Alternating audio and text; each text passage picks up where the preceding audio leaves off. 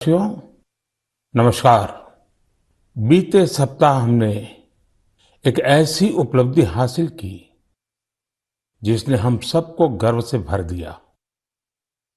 आपने सुना होगा कि भारत ने पिछले सप्ताह 400 बिलियन डॉलर यानी 30 लाख करोड़ रुपए के एक्सपोर्ट का टारगेट हासिल किया है। पहली बार सुनने में लगता है कि ये अर्थव्यवस्था से जुड़ी बात है, लेकिन ये अर्थव्यवस्था से भी ज्यादा भारत के सामर्थ्य, भारत के पोटेंशियल से जुड़ी बात है। एक समय में भारत से एक्सपोर्ट का आंकड़ा कभी 100 बिलियन, कभी 150 बिलियन, कभी 200 बिलियन तक हुआ करता था। अब आज भारत 400 बिलियन डॉलर पर पहुंच गया है।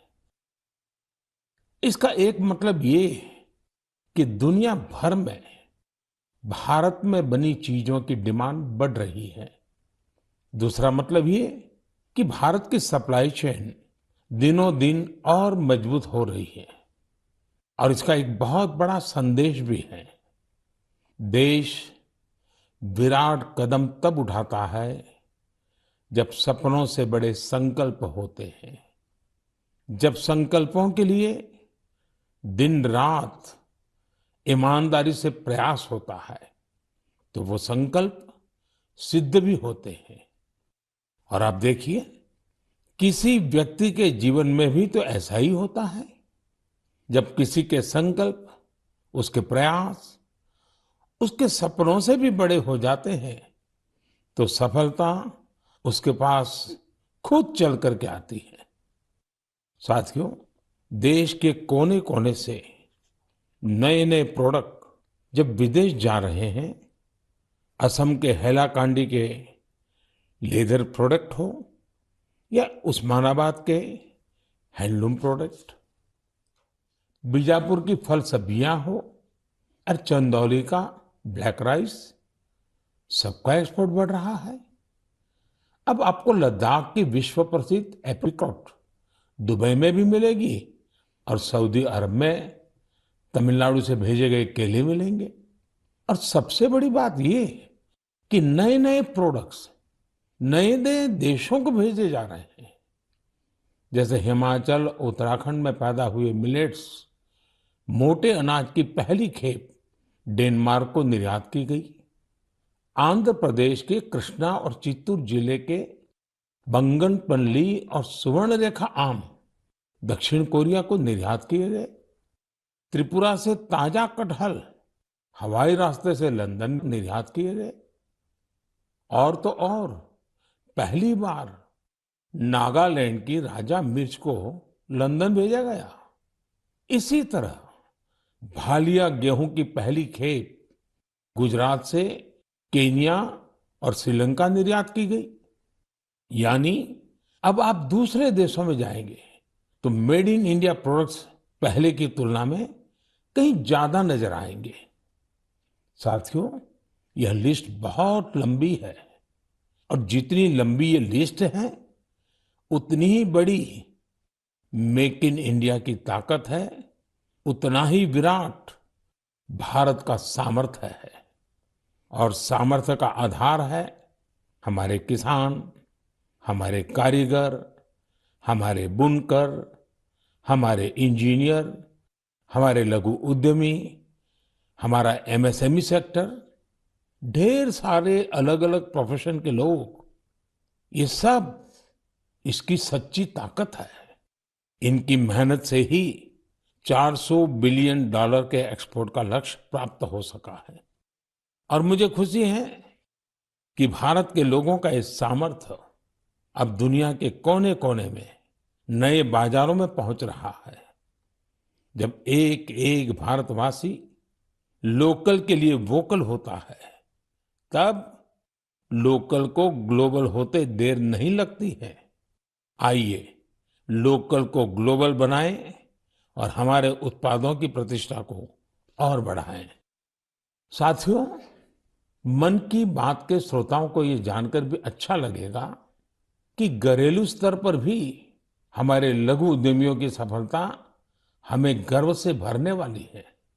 आज हमारे लघु उद्यमी सरकारी खरीद में गवर्नमेंट ई मार्केटप्लेस यानी जेम के माध्यम से बड़ी भागीदारी निभा रहे हैं। टेक्नोलॉजी के माध्यम से बहुत ही ट्रांसपेरेंट व्यवस्था विकसित की गई है।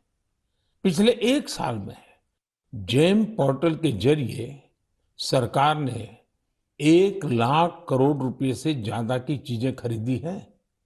देश के कोने कोने से करीब करीब 1.25 लाख लघु उद्यमियों, छोटे दुकानदारों ने अपना सामान सरकार को सीधे बेचा है। एक जमाना था जब बड़ी कंपनियां ही सरकार को सामान बेच पाती थी, लेकिन अब देश बदल रहा है, पुरानी व्यवस्थाएं भी बदल रही है। अब छोटे से छोटा दुकानदार भी जेम पोर्टल पर सरकार को अपना सामान बेच सकता है। यही तो नया भारत है। ये न केवल बड़े सपने देखता है, बल्कि उस लक्ष्य तक पहुंचने का साहस भी दिखाता है जहां पहले कोई नहीं पहुंचा है। इसी साहस के दम पर हम सभी भारतीय मिलकर आत्मनिर्भर भारत का सपना भी जरूर पूरा करेंगे। मेरे प्यारे देशवासियों, हाल ही में हुए पद्म सम्मान समारोह में आपने बाबा शिवानंद जी को जरूर देखा होगा। 126 साल के बुजुर्ग की फुर्ती देखकर मेरी तरह हर कोई हैरान हो गया होगा। और मैंने देखा, पलक झपकते ही वो नंदी मुद्रा में प्रणाम करने लगे। मैंने भी बाबा शिवानंद जी को झुककर बार बार प्रणाम किया। 126 वर्ष की आयु और बाबा शिवानंद की फिटनेस दोनों आज देश में चर्चा का विषय है। मैंने सोशल मीडिया पर कई लोगों का कमेंट देखा कि बाबा शिवानंद अपनी उम्र से 4 गुना कम आयु से भी ज्यादा फिट है। वाकई बाबा शिवानंद का जीवन हम सभी को प्रेरित करने वाला है। मैं उनकी दीर्घ आयु की कामना करता हूं।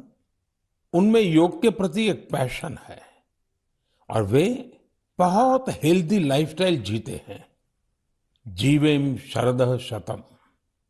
हमारी संस्कृति में सबको 100 वर्ष के स्वस्थ जीवन की शुभकामनाएं दी जाती हैं। हम 7 अप्रैल को विश्व स्वास्थ्य दिवस मनाएंगे। आज पूरे विश्व में हेल्थ को लेकर भारतीय चिंतन, चाहे वो योग हो या आयुर्वेद, इसके प्रति रुझान बढ़ता जा रहा है। अभी आपने देखा होगा कि पिछले ही सप्ताह कतर में एक योग कार्यक्रम का आयोजन किया गया। इसमें 114 देशों के नागरिकों ने हिस्सा लेकर एक नया वर्ल्ड रिकॉर्ड बना दिया। इसी तरह से आयुष इंडस्ट्री का बाजार भी लगातार बड़ा हो रहा है। 6 साल पहले आयुर्वेद से जुड़ी दवाइयों का बाजार 22,000 करोड़ रुपए के आसपास का था। आज आयुष मैन्युफैक्चरिंग इंडस्ट्री 1,40,000 करोड़ रुपए के आसपास पहुंच रही है। यानी इस क्षेत्र में संभावनाएं लगातार बढ़ रही हैं। स्टार्टअप वर्ल्ड में भी आयुष आकर्षण का विषय बनता जा रहा है। साथियों, हेल्थ सेक्टर के दूसरे स्टार्टअप्स पर तो मैं पहले भी कई बार बात कर चुका हूं, लेकिन इस बार आयुष स्टार्टअप्स पर आपसे विशेष तौर पर बात करूंगा। एक स्टार्टअप है कपिवा। इसके नाम में ही इसका मतलब छिपा है। इसमें क का मतलब है कफ, पी का मतलब है पित्त और वा का मतलब है वात। यह स्टार्टअप हमारी परंपराओं के मुताबिक हेल्दी ईटिंग हैबिट्स पर आधारित है। एक और स्टार्टअप निरोग स्ट्रीट भी है। आयुर्वेद हेल्थ केयर इकोसिस्टम में एक अनूठा कंसेप्ट है इसका। टेक्नोलॉजी ड्रिवन प्लेटफॉर्म दुनिया भर के आयुर्वेदा डॉक्टर्स को सीधे लोगों से जोड़ता है। 50,000 अधिक प्रैक्टिशनर्स इससे जुड़े हुए हैं। इसी तरह आत्रे इनोवेशंस एक हेल्थ केयर टेक्नोलॉजी स्टार्टअप है जो होलिस्टिक वेलनेस के क्षेत्र में काम कर रहा है। इक्सोरियल ने न केवल अश्वगंधा के उपयोग को लेकर जागरूकता फैलाई है, बल्कि टॉप क्वालिटी प्रोडक्शन प्रोसेस पर भी बड़ी मात्रा में निवेश किया है। क्योरवेदा ने जड़ी बूटियों के आधुनिक शोध और पारंपरिक ज्ञान के संगम से होलिस्टिक लाइफ के लिए डाइटरी सप्लीमेंट्स का निर्माण किया है। साथियों, अभी तो मैंने कुछ ही नाम गिनाए हैं, ये लिस्ट बहुत लंबी है। ये भारत के युवा उद्यमियों और भारत में बन रही नई संभावनाओं का प्रतीक है। मेरा हेल्थ सेक्टर के स्टार्टअप्स और विशेषकर आयुष स्टार्टअप से एक आग्रह भी है। आप ऑनलाइन जो भी पोर्टल बनाते हैं, जो भी कंटेंट क्रिएट करते हैं, वो संयुक्त राष्ट्र द्वारा मान्यता प्राप्त सभी भाषाओं में भी बनाने का प्रयास करें। दुनिया में बहुत सारे ऐसे देश हैं जहां अंग्रेजी न इतनी बोली जाती है और ना ही इतनी समझी जाती है। ऐसे देशों को भी ध्यान में रखकर अपनी जानकारी का प्रचार प्रसार करें। मुझे विश्वास है भारत के आयुष स्टार्टअप्स बेहतर क्वालिटी के प्रोडक्ट्स के साथ जल्द ही दुनिया भर में छा जाएंगे। साथियों, स्वास्थ्य का सीधा संबंध स्वच्छता से भी जुड़ा है। मन की बात में हम हमेशा स्वच्छता के आग्रहियों के प्रयासों को जरूर बताते हैं। ऐसे ही एक स्वच्छाग्रही हैं चंद्रकिशोर पाटिल जी। ये महाराष्ट्र में नासिक में रहते हैं। चंद्रकिशोर जी का स्वच्छता को लेकर संकल्प बहुत गहरा है। वो गोदावरी नदी के पास खड़े रहते हैं और लोगों को लगातार नदी में कूड़ा कचरा न फेंकने के लिए प्रेरित करते हैं। उन्हें कोई ऐसा करता दिखता है तो तुरंत उसे मना करते हैं। इस काम में चंद्रकिशोर जी अपना काफी समय खर्च करते हैं। शाम तक उनके पास ऐसी चीजों का ढेर लग जाता है जो लोग नदी में फेंकने के लिए लाए होते हैं। चंद्रकिशोर जी का ये प्रयास जागरूकता भी बढ़ाता है और प्रेरणा भी देता है। इसी तरह एक और स्वच्छाग्रही हैं ओडिशा में पुरी के राहुल महाराणा। राहुल हर रविवार को सुबह सुबह पुरी में तीर्थ स्थलों के पास जाते हैं और वहां प्लास्टिक कचरा साफ करते हैं। वो अब तक सैकड़ों किलो प्लास्टिक कचरा और गंदगी साफ कर चुके हैं। पुरी के राहुल हो या नासिक के चंद्रकिशोर, ये हम सबको बहुत कुछ सिखाते हैं। नागरिक के तौर पर हम अपने कर्तव्यों को निभाएं, चाहे स्वच्छता हो, पोषण हो या फिर टीकाकरण। इन सारे प्रयासों से भी स्वस्थ रहने में मदद मिलती है। मेरे प्यारे देशवासियों, आइए बात करते हैं केरला के मुपट्टम श्री नारायणन जी की। उन्होंने एक प्रोजेक्ट की शुरुआत की है जिसका नाम है pots for water of life. आप जब इस प्रोजेक्ट के बारे में जानोगे तो सोचेंगे कि क्या कमाल का काम है। साथियों, मुपट्टम श्रीनारायण जी गर्मी के दौरान पशु पक्षियों को पानी की दिक्कत ना हो, इसके लिए मिट्टी के बर्तन बांटने का अभियान चला रहे हैं। गर्मियों में वो पशु पक्षियों की इस परेशानी को देखकर खुद भी परेशान हो उठते थे। फिर उन्होंने सोचा कि क्यों न वह खुद ही मिट्टी के बर्तन बांटने शुरू कर दें, ताकि दूसरों के पास उन बर्तनों में सिर्फ पानी भरने का ही काम रहे। आप हैरान रह जाएंगे कि नारायण जी द्वारा बांटे गए बर्तनों का आंकड़ा 1 लाख को पार करने जा रहा है। अपने अभियान में 1 लाखवां बर्तन वो गांधी जी द्वारा स्थापित साबरमती आश्रम में दान करेंगे। आज जब गर्मी के मौसम ने दस्तक दे दी है, तो नारायण जी का यह काम हम सबको जरूर प्रेरित करेगा और हम भी इस गर्मी में हमारे पशु पक्षी मित्रों के लिए पानी की व्यवस्था करेंगे।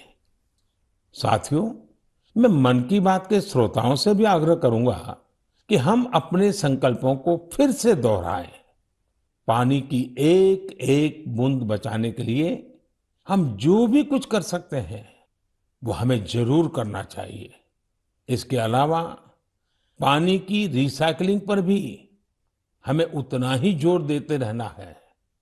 घर में इस्तेमाल किया हो जो पानी गमलों में काम आ सकता है, गार्डनिंग में काम आ सकता है, वो जरूर दोबारा इस्तेमाल किया जाना चाहिए।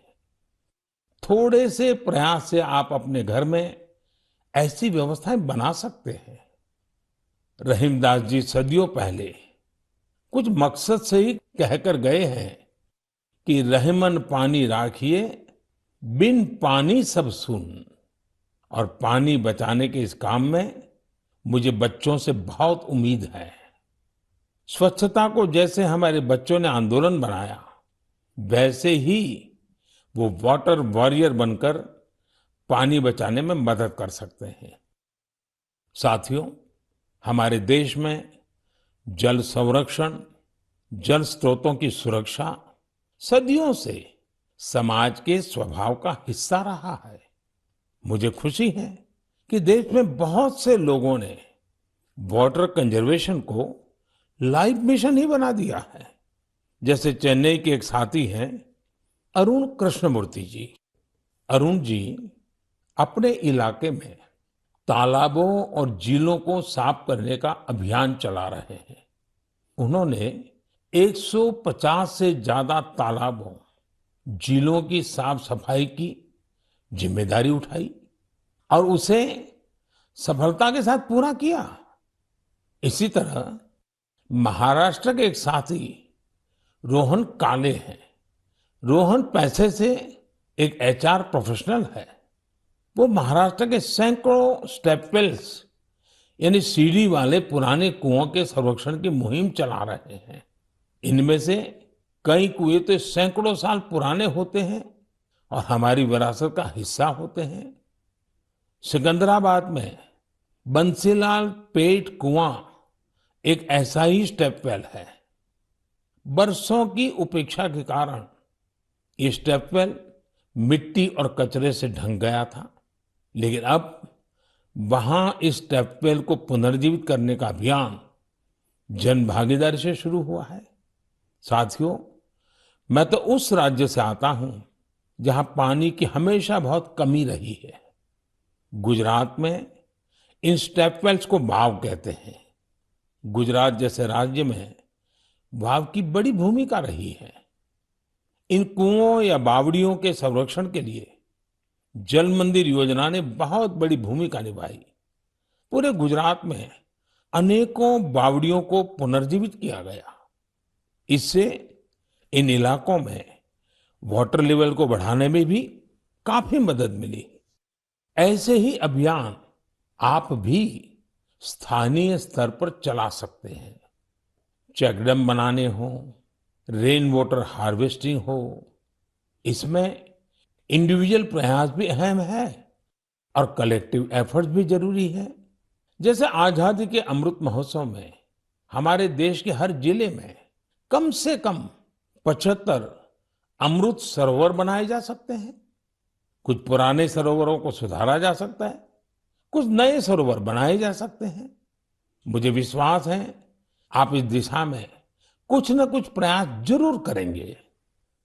मेरे प्यारे देशवासियों, मन की बात उसकी एक खूबसूरती ये भी है कि मुझे आपके संदेश बहुत सी भाषाओं, बहुत सी बोलियों में मिलते हैं। कई लोग माई गॉव पर ऑडियो मैसेज भी भेजते हैं। भारत की संस्कृति, हमारी भाषाओं, हमारी बोलियां, हमारे रहन-सहन, खान-पान का विस्तार, ये सारी विविधताएं हमारी बहुत बड़ी ताकत है। पूरब से पश्चिम तक, उत्तर से दक्षिण तक, भारत को यही विविधता एक करके रखती हैं, एक भारत श्रेष्ठ भारत बनाती हैं। इसमें भी हमारे ऐतिहासिक स्थलों और पौराणिक कथाओं दोनों का बहुत योगदान होता है। आप सोच रहे होंगे कि ये बात मैं अभी आपसे क्यों कर रहा हूं? इसकी वजह है माधवपुर मेला। माधवपुर मेला कहाँ लगता है, क्यों लगता है, कैसे ये भारत की विविधता से जुड़ा है, ये जानना मन की बात के श्रोताओं को बहुत इंटरेस्टिंग लगेगा। साथियों, माधवपुर मेला गुजरात के पोरबंदर में समंदर के पास माधवपुर गांव में लगता है, लेकिन इसका हिंदुस्तान के पूर्वी छोर से भी नाता जुड़ता है। आप सोच रहे होंगे कि ऐसा कैसे संभव है? तो इसका भी उत्तर एक पौराणिक कथा से ही मिलता है।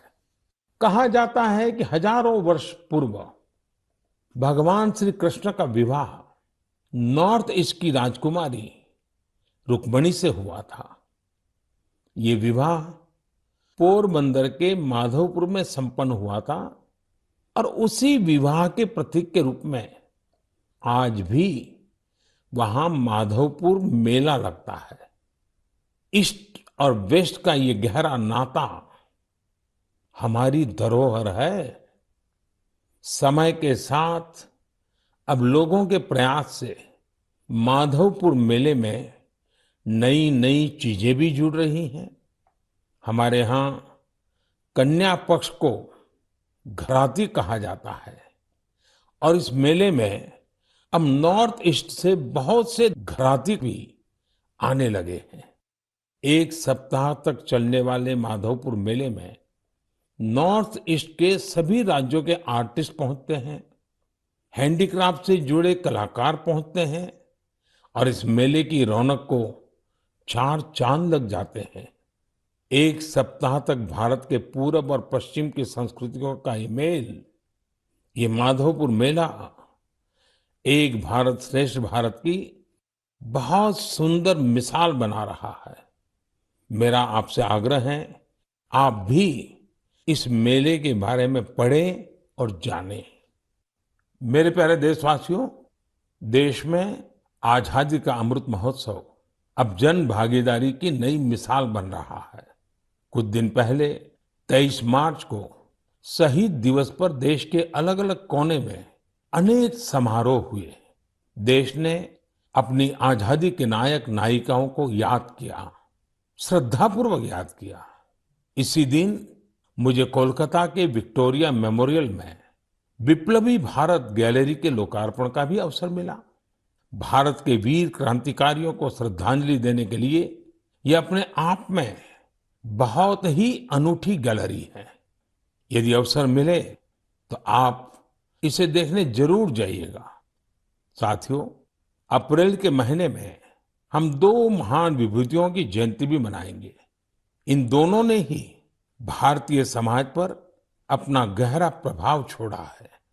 ये महान विभूतियां हैं महात्मा फुले और बाबा साहब आम्बेडकर। महात्मा फुले की जयंती 11 अप्रैल को है और बाबा साहब की जयंती हम 14 अप्रैल को मनाएंगे। इन दोनों ही महापुरुषों ने भेदभाव और असमानता के खिलाफ बड़ी लड़ाई लड़ी। महात्मा फुले ने उस दौर में बेटी शिशु हत्या के खिलाफ आवाज उठाई। उन्होंने जल संकट से मुक्ति दिलाने के लिए भी बड़े अभियान चलाए। साथियों, महात्मा फुले की इस चर्चा में सावित्रीबाई फुले जी का भी उल्लेख उतना ही जरूरी है। सावित्रीबाई फुले ने कई सामाजिक संस्थाओं के निर्माण में बड़ी भूमिका निभाई। एक शिक्षिका और एक समाज सुधारक के रूप में उन्होंने समाज को जागरूक भी किया और उसका हौसला भी बढ़ाया। दोनों ने साथ मिलकर सत्य शोधक समाज की स्थापना की, जन जन के सशक्तिकरण के प्रयास किए। हमें बाबा साहब आम्बेडकर के कार्यों में भी महात्मा फुले के प्रभाव साफ दिखाई देते हैं।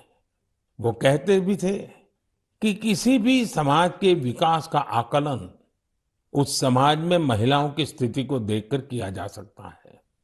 महात्मा फुले, सावित्रीबाई फुले, बाबा साहब आम्बेडकर के जीवन से प्रेरणा लेते हुए मैं सभी माता, पिता और अभिभावकों से अनुरोध करता हूं कि वे बेटियों को जरूर पढ़ाएं। बेटियों का स्कूल में दाखिला बढ़ाने के लिए कुछ दिन पहले ही कन्या शिक्षा प्रवेश उत्सव भी शुरू किया गया है। जिन बेटियों की पढ़ाई किसी वजह से छूट गई है, उन्हें दोबारा स्कूल लाने पर फोकस किया जा रहा है। साथियों, ये हम सभी के लिए सौभाग्य की बात है कि हमें बाबा साहब से जुड़े पंच तीर्थ के लिए कार्य करने का भी अवसर मिला है। उनका जन्मस्थान महू हो, मुंबई में चैत्य भूमि हो, लंदन का उनका घर हो, नागपुर की दीक्षा भूमि हो या दिल्ली में बाबा साहब का महापरिनिर्वाण स्थल, मुझे सभी जगहों पर, सभी तीर्थों पर जाने का सौभाग्य मिला है। मैं मन की बात के श्रोताओं से आग्रह करूंगा कि वे महात्मा फुले, सावित्रीबाई फुले और बाबा साहब आम्बेडकर से जुड़ी जगहों के दर्शन करने जरूर जाएं। आपको वहां बहुत कुछ सीखने को मिलेगा। मेरे प्यारे देशवासियों, मन की बात में इस बार भी हमने अनेक विषयों पर बात की। अगले महीने बहुत से पर्व त्योहार आ रहे हैं। कुछ ही दिन बाद ही नवरात्र है। नवरात्र में हम व्रत, उपवास, शक्ति की साधना करते हैं, शक्ति की पूजा करते हैं। यानी हमारी परंपराएं हमें उल्लास भी सिखाती हैं और संयम भी। संयम और तप भी हमारे लिए पर्व ही है। इसलिए नवरात्र हमेशा से हम सभी के लिए बहुत विशेष रही है। नवरात्र के पहले ही दिन गुड़ी पड़वा का पर्व भी है। अप्रैल में ही ईस्टर भी आता है और रमजान के पवित्र दिन भी शुरू हो रहे हैं। हम सबको साथ लेकर अपने पर्व मनाएं, भारत की विविधता को सशक्त करें, सबकी यही कामना है। इस बार मन की बात में इतना ही। अगले महीने आपसे नए विषयों के साथ फिर मुलाकात होगी। बहुत बहुत धन्यवाद।